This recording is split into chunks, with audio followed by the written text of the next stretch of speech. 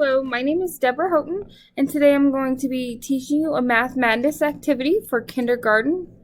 And so today we're going to be playing a game called Fill the Circle. So I have my foam fraction circles, our rainbow fraction circles. You can do this with construction paper if you need those materials. Just make sure you have different colors for each fraction.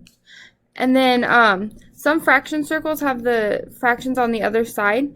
Make sure that these are all turned the other direction, as we don't want students to see the symbols yet. We will only be referring to our pieces by color. So like this one's going to be blue, green, purple, blue, dark blue. This will make sure that the students aren't jumping ahead on our fractions. So to begin, we're going to have the students grab our whole circle, or our red. This is going to be our red, our full circle. They can tell that this is going to be our whole, and we're going to keep this in front of them. So each student will have a hole. I only have one right now with me, but say this was a hole. Another student might have a different color in front of them, but make sure it doesn't match any of the colors over here. So we only have one set of fraction circles to play. We only need one. If you need another hole, you can cut it out of construction paper. Just make sure it's the same size. You can use this as a template, or you can put these two together and use this as a template. We're going to have each student, one at a time, grab a piece that of their choosing and place it on their circles, and they're going to make sure that they line up. And once that happens, we're going to have the next student do it, and then you're going to do it again with another piece. We're going to keep going until each circle is filled. Now you don't have to play this with a partner. You could play this by yourself if you needed to. And we're just going to keep going until we get a full circle. Let's see here. Alright, so what I have here is not quite a full circle. And there we go. So then students might have trouble finding that last piece. You'll just have to remind them to keep going. They might choose a black piece because it looks like it might fit. So if you put that black piece there, it looks like it's really close. But you notice you can still see a red gap right here. I don't know if you can see that on the camera. Let me see really quick.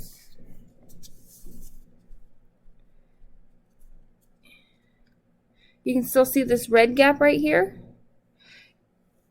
You'll just have to remind the students that although it looks like you can't put any more of our pieces onto the circle, that it's not quite the right fit because you can still see your bottom color. And this is why you want to make sure that your bottom circle is a different color than any of your other parts or any of your other pieces. So then once they found that full circle, what they can do is they can take their pieces and put them in their pile over here, and they're going to keep going until we don't have any more pieces. So I'm going to use this piece. And I have another circle. There's no red showing. So I'm going to take those pieces and slide it off and do the same over again until I have a full circle.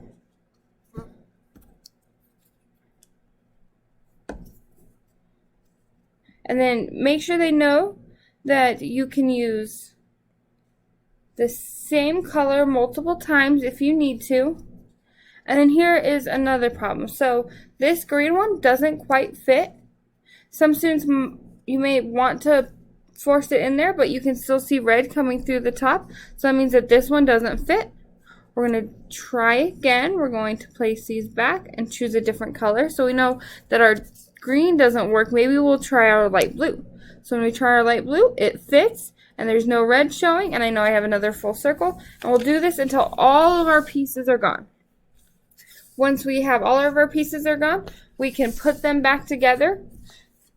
And to make it a little more interesting, we'll be able to time each student to see how fast they can fill our circles.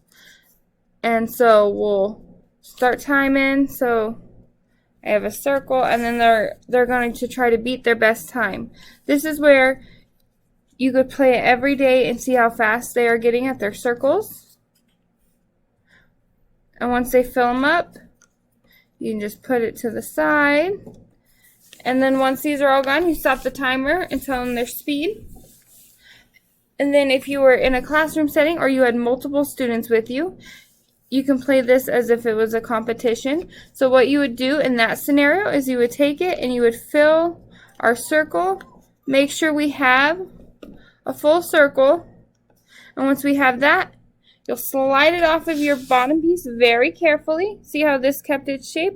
And move it to the side. And we'll keep track of each circle we do.